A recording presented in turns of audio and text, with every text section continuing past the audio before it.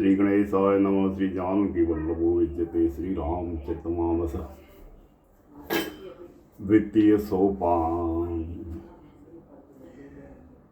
जिनकी गोद में हिमाचल सुता पार्वती जी, मस्तक पर गंगा जी, ललाट पर द्वितीय का चंद्रमा, कंठ में हलाहल, विष और वक्ष स्थल पर सर्पराज शेष जी सुशोभित है। वे भस्म में विभूषित, देवताओं में श्रेष्ठ, सर्वेश्वर, संहार करता या भक्तों के पाप नाशक, सर्वव्यापक, कल्याण रूप चंद्रमा के समान शुभ वर्ण श्री शंकर जी सदा मेरी रक्षा करें। रघुकुल को आनंद देने वाले श्री रामचंद्र जी के मुखारविंद की जो शोभा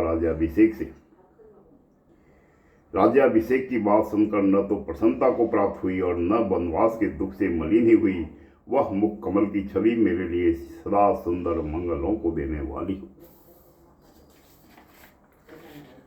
नीले कमल के समान श्याम और कोमल जिनके अंग है, श्री सीता जी जिनके वाम भाग में विराजमान है और जिनके हाथों में क्रमशः अमोघ बाण और सुंदर धनुष है, उस रघुनाथ के स्वामी श्री रामचंद्र जी को मैं नमस्कार करता हूँ। श्री गुरु जी के चरण कमलों की रस से अपने भनबंध रूपी दर्पण को साफ करके मैं श्री रघुनाथ जी के उस निर्मल यश का वर्णन करता हूँ जो चारों फलों की अर्थ, धर्म, काम और मोक्ष को देने वाला। जब से श्री रामचंद्र जी विवाह करके घर आए तब से अयोध्या में नित्य नए मंगल हो रहे हैं और आनंद के बधावे बज रहे हैं। 14 लोक रूपी बड़े भारी पर्वतों पर पुण्य रूपी मेघ सुख रूपी जल बरसा रहे हैं। रिद्धि सिद्धि और संपत्ति रूपी सुहावनी नदियां उमड़ उमड़ कर अयोध्या रूपी समुद्र में आ मिली। नगर के स्त्री पुरुष अच्छी जाति के मणियों के समूह हैं जो सब प्रकार से पवित्र, अमूल्य और सुंदर।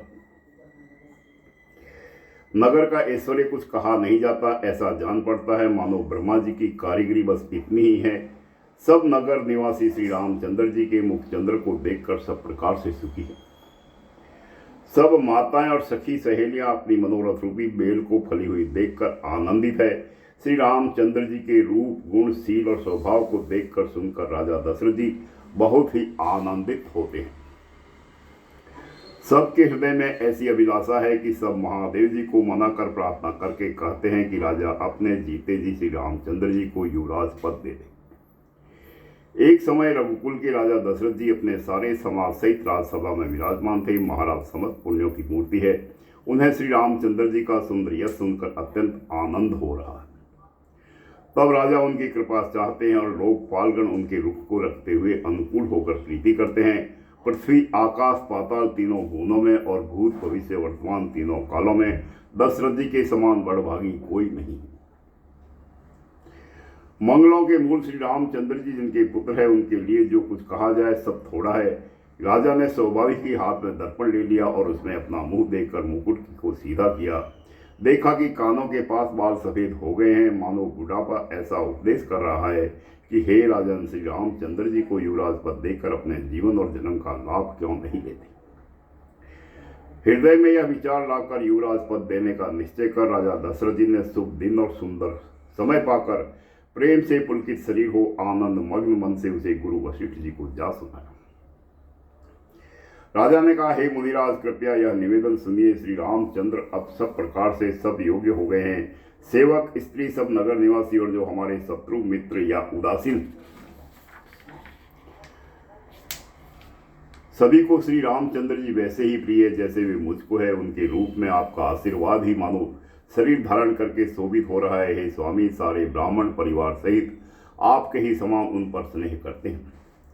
जो लोग गुरु के चरणों की रज को मस्तक पर धारण करते हैं वे मानो समस्त ऐश्वर्यों को अपने वश में कर लेते हैं। इसका अनुभव मेरे समान दूसरे किसी ने नहीं किया। आपकी पवित्र चरण रज की पूजा करके मैंने सब कुछ पा लिया।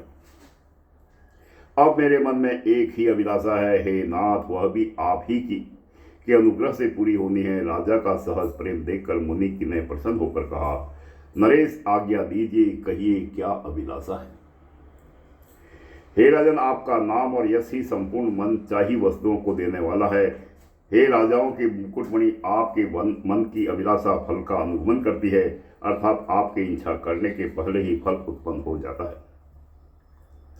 आपने जी में गुरु जी का सब प्रकार से प्रसन्न जाकर हर्षित होकर राजा कोमल वाणी से बोले, हे नाथ श्री रामचंद्र जी को युवराज मिले, कृपया करके कहिए, आज्ञा दीजिए तो तैयारी की जाए।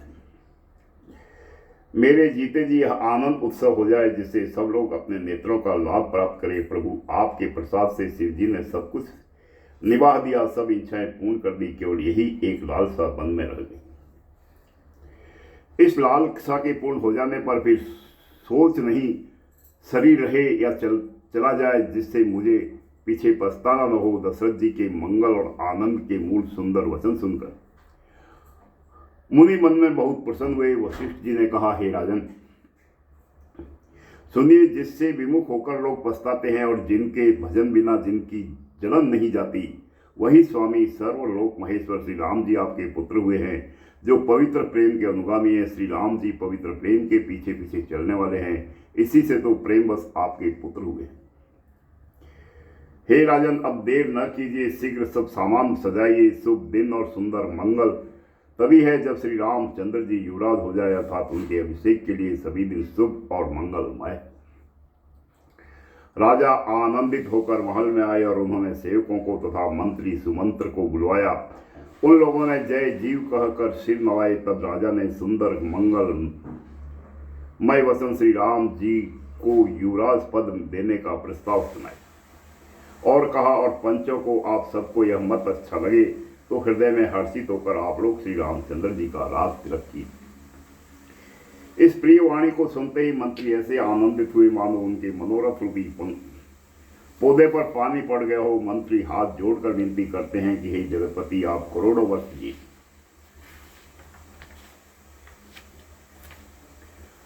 आपने जगत भर का मंगल करने वाला भला काम सोचा है। हे नाथ, शीघ्रता कीजिए, देर न लगाइए। मंत्रियों की सुंदर वाणी सुनकर राजा को ऐसा आनंद हुआ मानो बढ़ती हुई बेल सुंदर डाली का सहारा पा गई।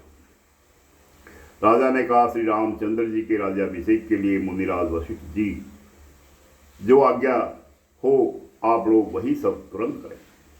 मुनिराज ने हर्षित होकर कोमल वाणी से कहा कि संपूर्ण श्रेष्ठ तीर्थों का जल ले आओ। फिर उन्होंने औषधि, मूल, फूल, फल और पत्र आदि अनेकों मांगलिक वस्तुओं का नाम गिना कर बताया। चंवर, मृग चर्म, बहुत प्रकार के वस्त्र, असंख्यों जातियों के ऊनी और रेशमी कपड़े, नाना प्रकार की मणियां, रत्न तथा और भी बहुत सी मंगल वस्तुएं जो जगत में राज्याभिषेक के योग्य होती है, सबको मंगाने का उनकी उन्होंने आज्ञा दी।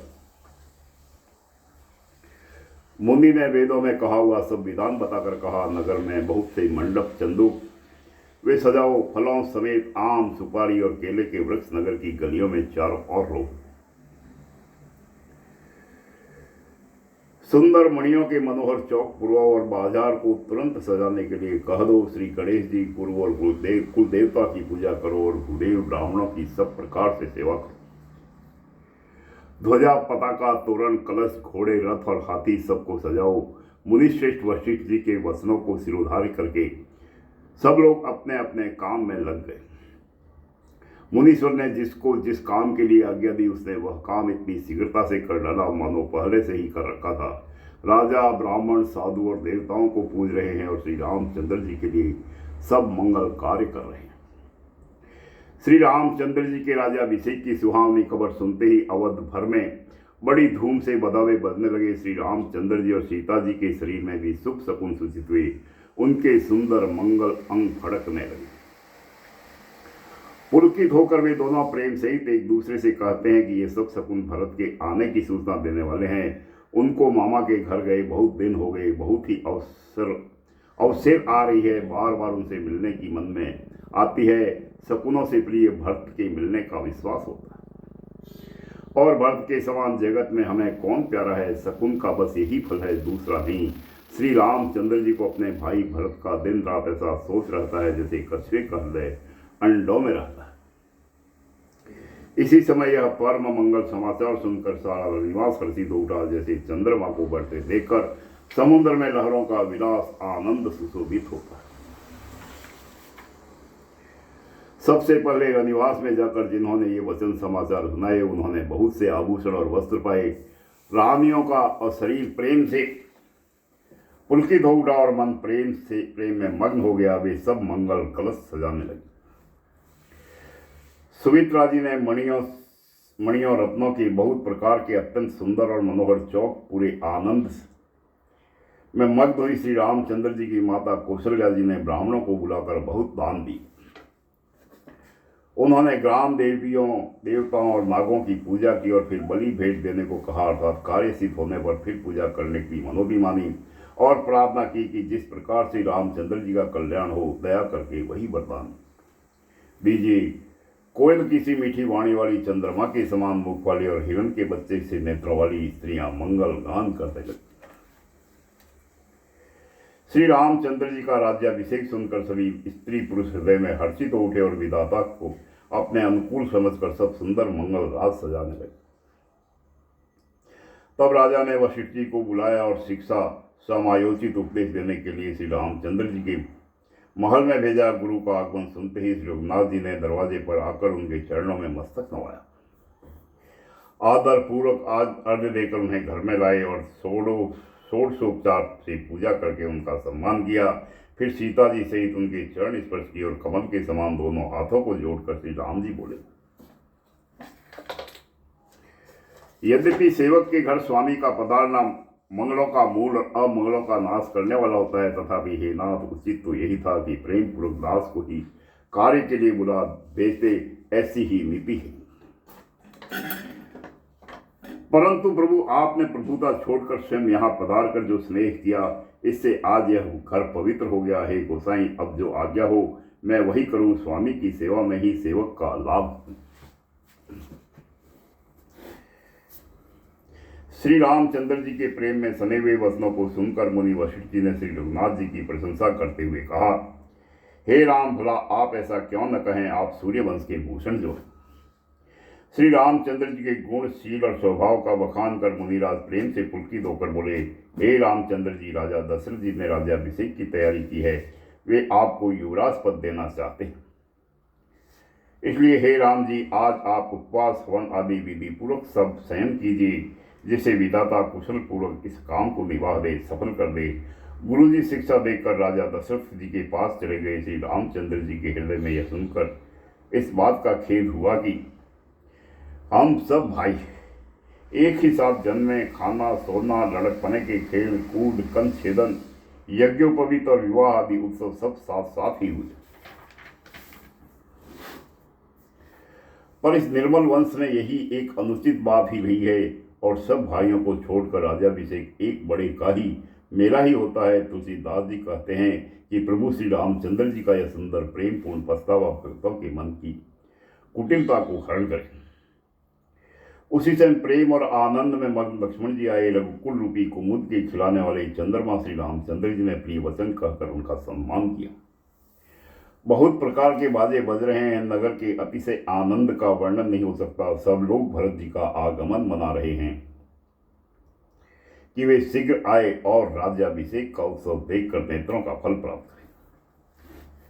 बाजार, रास्ते, घर, गली और चबूतरों पर जहां तहां पुरुष और स्त्री आपस में यही कहते हैं कि कल वह शुभ लग्न मुहूर्त कितने समय है जब विधाता हमारी अभिलाषा पूरी करेंगे।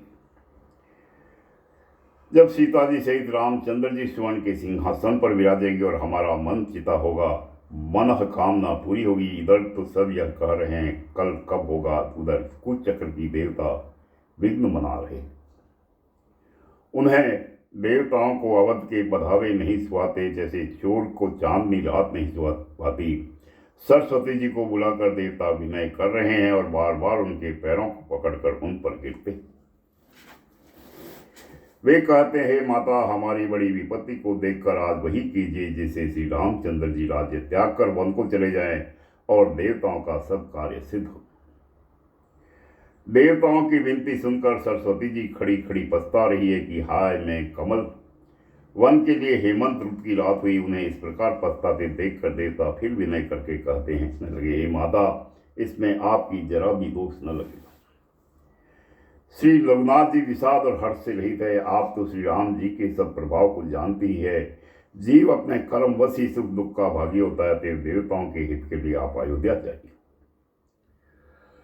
बार बार चरण पकड़कर देवताओं ने सरस्वती जी को संकोच में डाल दिया। तब यह विचार कर चली कि देवताओं की बुद्धि ऊंची है और इनका निवास तो ऊंचा है, पर इनकी करनी नीची है, ये दूसरे का ऐश्वर्य नहीं दिख सकते।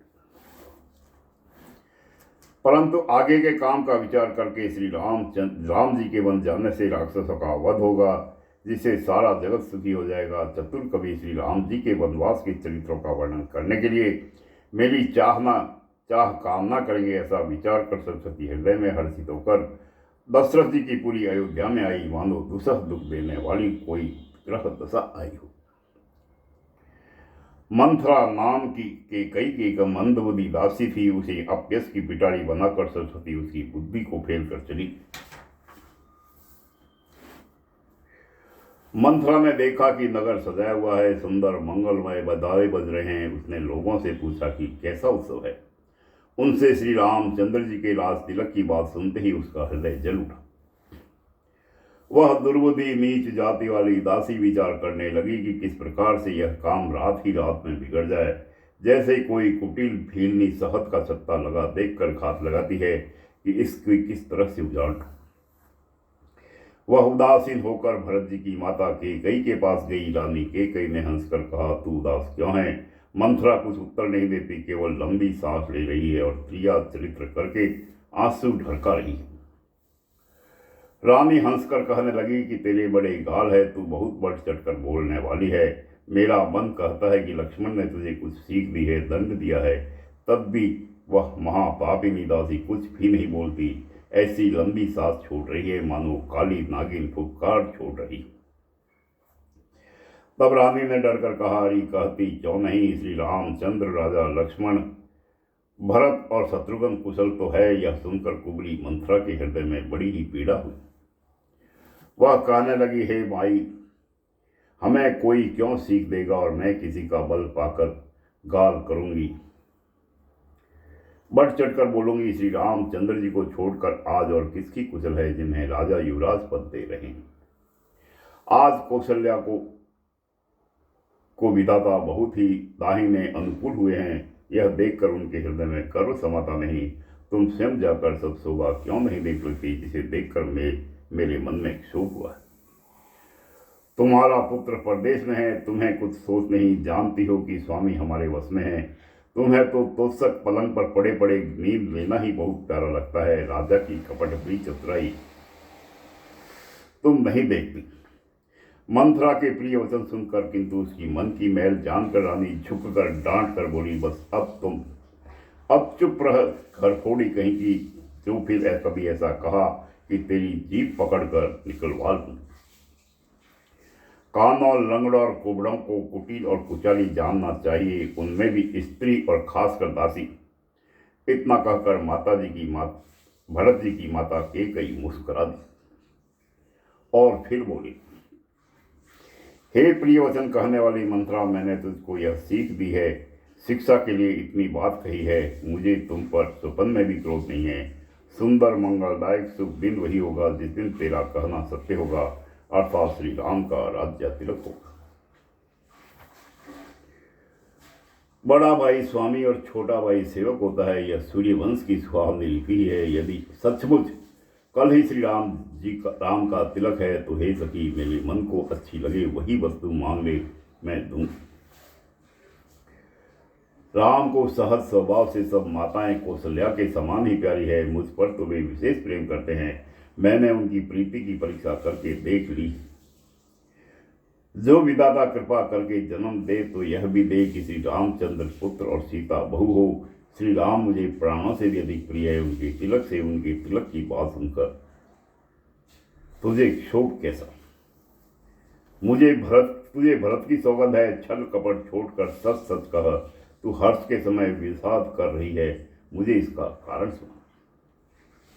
मंथरा ने कहा, सारी आशाएं तो एक ही बार कहने में पूरी हो गई, अब तो दूसरी जीभ लगाकर कुछ कहूंगी। मेरा अभागा कपाल तो फोड़ने ही योग्य है, जो अच्छी बात कहने पर भी आपको दुख होता है। जो झूठी सच्ची बातें बनाकर कहते हैं, हे माई, वे ही तुम्हें प्रिय है और मैं कड़वी लगती हूँ। अब मैं भी ठुकुर सुहाती मुंह देखी कहा करूंगी, नहीं तो दिन रात चुप रहूं। विधाता ने कुरूप बनाकर मुझे परवश कर दिया। दूसरों को क्या दोष, जो बोया सो काटती हूँ, दिया सो पाती हूँ। कोई भी राजा हो, हमारी क्या हानि है। दासी छोड़कर क्या अब मैं रानी होऊंगी, अर्थात रानी तो होने से हमारा स्वभाव तो जलाने ही योग्य है, क्योंकि तुम्हारा अहित मुझसे देखा नहीं जाता, इसलिए कुछ बात तक चलाई थी, किंतु हे देवी, हमारी बड़ी भूल हुई, क्षमा कर। आधार रहित अस्थिर बुद्धि की स्त्री और देवताओं की माया के वश में होने के कारण रहस्य युक्त कपट भरे प्रिय वचनों को सुनकर रानी कैकेयी ने बेलिन मंथरा को अपनी सुहद अहेतु की हित करने वाली जानकर उसका विश्वास कर लिया। बार बार रानी उससे आदर के साथ पूछ रही है, मानो हिरनी के गाने से हिरनी मोहित हो गई हो। जैसे भाभी होनहार है, वैसी ही बुद्धि भी फिर गई। दासी अपना दांव लगा जानकर हर्षित हुई। तुम पूछती हो, किंतु मैं कहते डरती हूँ, क्योंकि तुमने पहले ही मेरा नाम गरफोड़ी रख दिया है। बहुत तरह से गढ़ छोड़ कर खूब विश्वास जमा कर तब वह अयोध्या की 7.5 सनी की 7.5 वर्ष की दशारूपी मंथरा बोली, हे रानी, तुमने जो कहा कि मुझे सीता राम प्रिय है और राम को तुम प्रिय हो, तो यह बात सच्ची है, परंतु यह बात पहले थी। वे दिन अब बीत गए। समय फिर जाने पर मित्र भी शत्रु हो जाते हैं। सूर्य कमल के कुल का पालन करने वाला है, पर बिना जल के वही सूर्य उनकी कमलों की को जलाकर भस्म कर देता है। सौत कौशल्या तुम्हारी जड़ उखाड़ना चाहती है, अतः उपाय रूपी श्रेष्ठ बाढ़ घेरा लगाकर उसे रोंद दो, सुरक्षित कर दो। तुमको अपने सुहाग के जूठे बल पर कुछ भी सोच नहीं है। राजा को अपने वश में जानती हो, किंतु राजा मन के मैले और मुंह के मीठे हैं, और आपका सीधा स्वभाव है। आप कपट चतुराई जानती ही नहीं। राम की माता कौशल्या बड़ी चतुर और गंभीर है, उसकी था कोई नहीं पाता। उसने मौका पाकर अपनी बात बना ली। राजा जो भरत को ननिहाल भेज दिया, उसमें आप बस राम की माता की ही सलाह समझिए। कौशल्या समझती है कि और सब सौते तो मेरी अच्छी तरह सेवा करती है। एक भरत की माँ पति के बल पर गर्वित रहती है। इसी से हे माई, कौशल्या को तुम बहुत ही साल खटक रही हो, किंतु वह कपट करने में चतुर है, अतः उसके हृदय का भाव जानने में नहीं आता। वह उसे चतुरता से छिपाए रखती है। राजा का तुम पर विशेष प्रेम है। कौशल्या सौत के स्वभाव से उसे देख नहीं सकती, इसलिए उसने जाल रच कर राजा को अपने वश में करके भरत की अनुपस्थिति में राम के राज तिलक के लिए लग्न निश्चित करा लिया। राम को तिलक हो, यह कुल रघुकुल के उचित है, और यह बात सभी को सुखाती है, और मुझे तो बहुत ही अच्छी लगती है। परंतु मुझे तो आगे की बात विचार कर डर लगता है। देव पलट कर इसका फल उसी कौशल्या को दे। इस तरह करोड़ों कुटिलपन की बातें गढ़ छोड़कर मंथरा ने कैकेयी को उल्टा सीधा समझा दिया, और सैकड़ों सौतों की कहानियां इस प्रकार कही जिस प्रकार विरोध पड़े।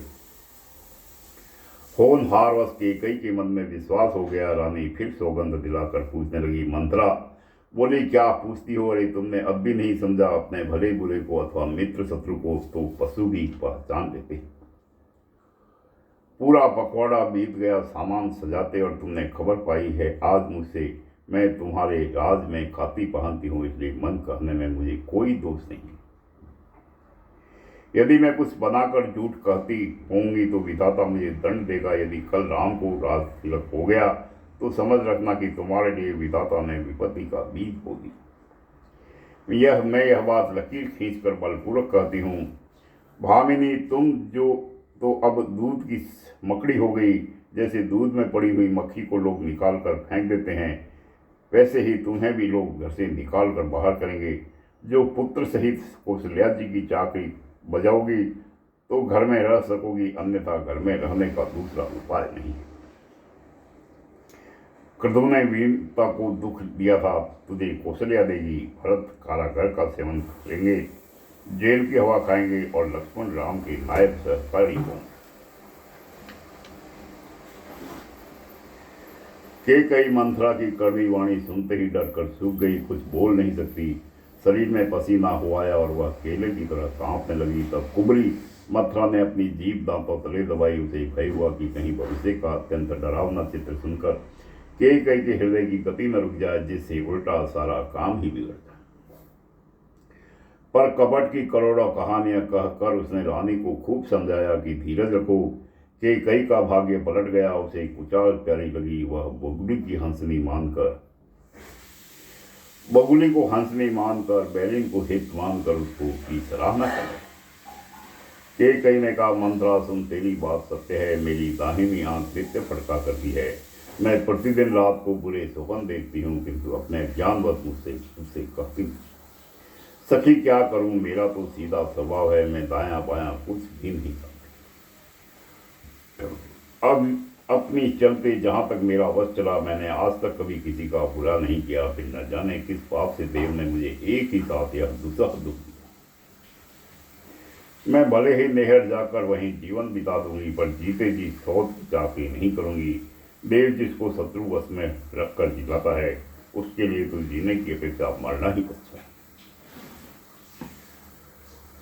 रानी ने बहुत प्रकार के दीन वचन कहे। उन्हें सुनकर कुबरी ने चिड़िया चित्र फैलाया। वह बोली, तुम मन में ग्लानि मानकर ऐसा क्यों कह रही हो? तुम्हारा सुख सुहाग दिन दिन दुना होगा। जिसने तुम्हारी बुराई चाहिए, वही परिणाम में यह बुराई रूप फल पाएगी। हे स्वामिनी, मैंने जब से यह कुमत सुना है, तब से मुझे न तो दिन में कुछ भूख लगती है और न रात में नींद भी आती। मैंने ज्योतिषियों से पूछा तो उन्होंने रेखा खींचकर गणित करके अथवा निश्चयपूर्वक कहा कि भरत राजा होंगे। यह सत्य बात है। हे भामिनी, तुम करो तो उपाय मैं बताऊं। राजा तुम्हारी सेवा के वश में है। के कई ने कहा, मैं तेरे कहने से कुएं में गिर सकती हूँ, पुत्र और पति को भी छोड़ सकती हूँ। जब तू मेरा बड़ा भारी दुख देखकर कुछ कहती है, तो भला मैं अपने हित के लिए उसे क्यों न करूं। कुबरी ने केकई को सब तरह से कबूल करवाकर, अर्थात बलवी पशु बनाकर कपट रूप छुरी को अपने कठोर हृदय रूपी पत्थर पर टेरा उसकी धार को तेज किया। रानी केकई अपने निकट के शीघ्र आने वाले दुख को कैसे नहीं देखती। जैसे बलि का पशु हरी हरी घास चढ़ता है, पर यह नहीं जानता कि मौत से पड़ना है। मंथरा की बातें सुनने में तो कोमल है, पर परिणाम में कठोर है। मानो वह शहद में घोलकर जहर पिला रही हो। दासी कहती है, स्वामी, तुमने मुझको एक कथा कही थी, उसकी याद है कि नहीं? तुम्हारे 2 वरदान राजा के पास धरोहर है। आज उन्हें राजा से मांगकर अपनी छाती ठंडी करो। पुत्र को राज्य, राम को वनवास दो, और सौत का सारा आनंद तुम ले लो। तब राजा राम की सौगंध खा ले, तब वर मांगना, जिसे वचन न टलने पावे। आज की रात बीत गई तो काम बिगड़ जाएगा। मेरी बात को हृदय में प्रिय या प्राणों से भी प्यारी समझना।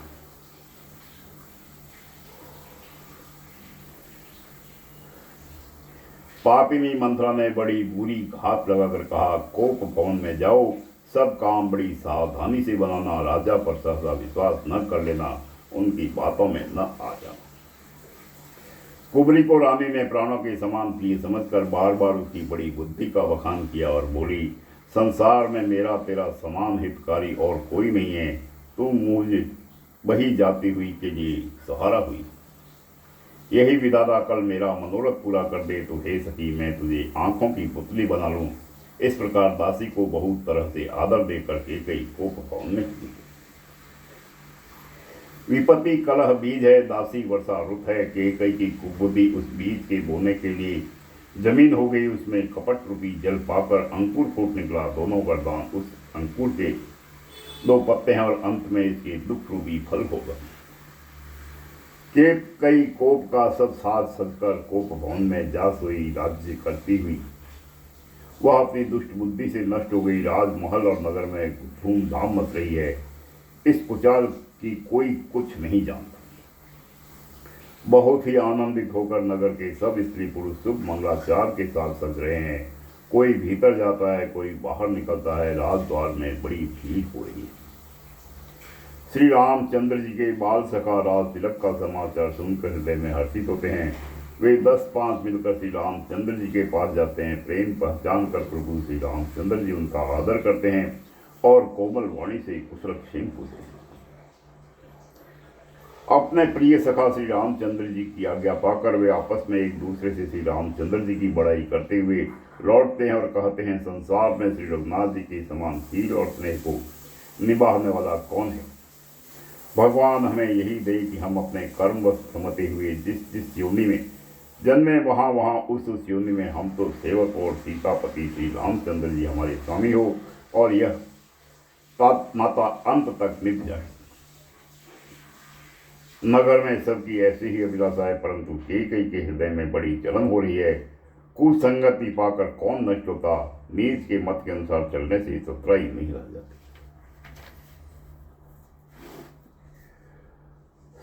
संध्या के समय राजा दशरथ आनंद के साथ कैकेयी के महल गए। महल में गए मानो साक्षात स्नेह ही शरीर धारण कर निष्ठुरता के पास गया।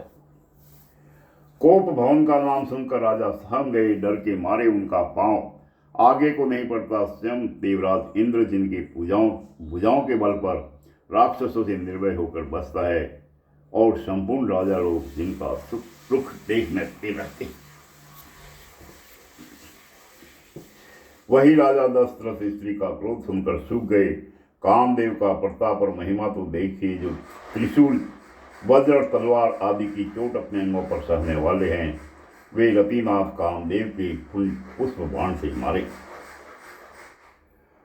राजा डरते डरते अपनी प्यारी कैकेयी के पास गए। उसकी दशा देखकर उन्हें बड़ा ही दुख हुआ। कैकेयी जमीन पर पड़ी है, पुराना मोटा कपड़ा पहने हुए हैं, शरीर के नाना आभूषणों को उतार कर फेंक दिया है। उस दुर्बुद्धि कैकेयी को यह कुबेस्ता बुरा वेश कैसे खप रही है, मानो भावी विधवापन की सूचना दे रहा हो। कई हो राजा उसके पास जाकर कोमल वाणी से बोले, हे प्राण प्रिय, किस लिए ईसाई रूठी हो। हे रानी, किस लिए रूठी हो। यह सुनकर राजा उसे हाथ से स्पर्श करते हैं तो वह उनके हाथ को झटक कर हटा देती है और ऐसे देखती है मानो क्रोध में भरी हुई नागिन क्रूर दृष्टि से देख रही। दोनों वरदानों को वासनाएं उस नागिन के दो जीवे हैं और दोनों वरदान दात है, वह काटने के लिए मर्म स्थान दे गई है। तुलसीदास जी कहते हैं कि राजा दशरथ होनहार के वश में होकर इसे इस प्रकार हाथ झटकने और नागिन की बाती देखने की कामदेव की क्रीड़ा ही समझ रही। राजा बार बार कह रहे हैं, हे सुमुखी, हे सुलोचनी, हे कोकिल नयनी, हे गजगामिनी, मुझे अपने क्रोध का कारण तो बता। हे प्रिय, किसने तेरा अनिष्ट किया, किसके दो सिर है, यमराज किसको लेना अपने लोक को ले जाना चाहते हैं, वह किस कंगाल की राजा कर दूं और किस राजा को देश से निकाल दूं। तेरा शत्रु अगर देवता भी हो तो मैं उसे भी मार सकता हूँ। बेचारे कीड़े मकोड़े सरीखे नर नारी तो चीज ही क्या है। हे सुंदरी, तू तो मेरा स्वभाव जानती ही है कि मेरा मन सदा ही तेरे मुख रूपी चंद्रमा का चकोर है।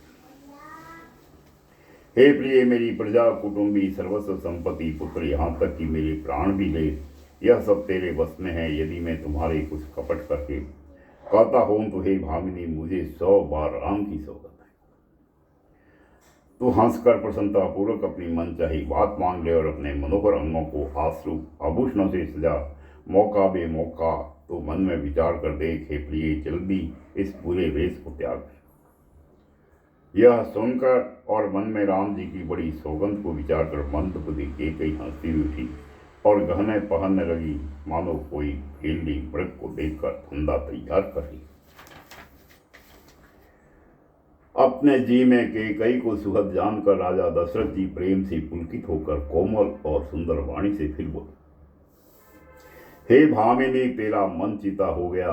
नगर में घर घर आनंद के बयाने बधावे बज रहे हैं। मैं कल ही राम को युवराज पद दे रहा हूँ, इसलिए हे ब्रह्मणी, तो मंगल साध।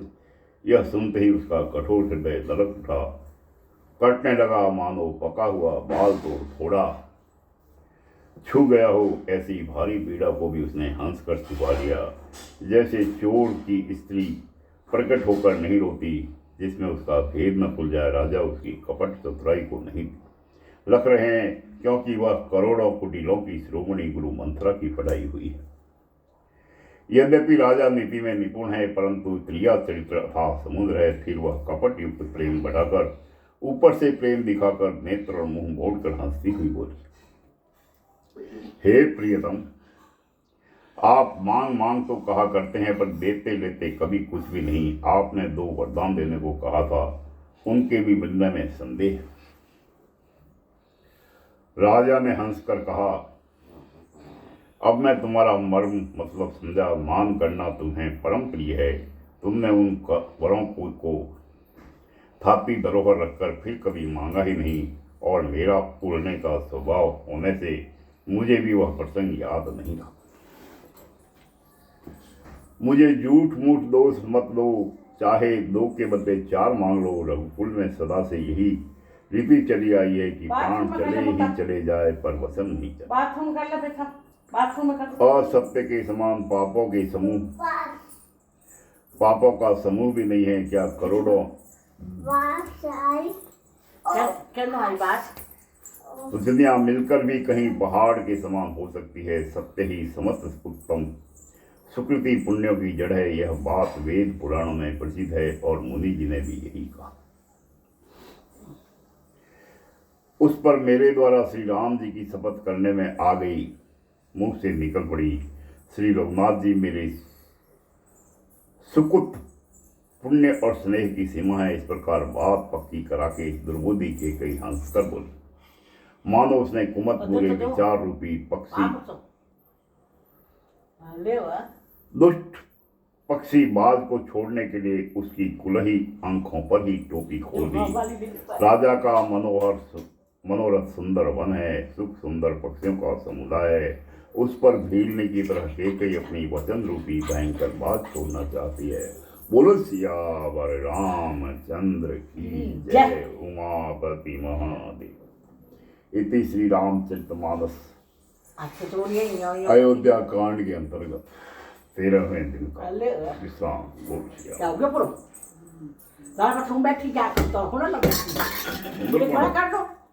सुंदरकांड। सुंदरकांड सुंदरकांड। अब सुंदरकांड करेंगे। जामवंत के वचन सुनाए, शनि हनुमान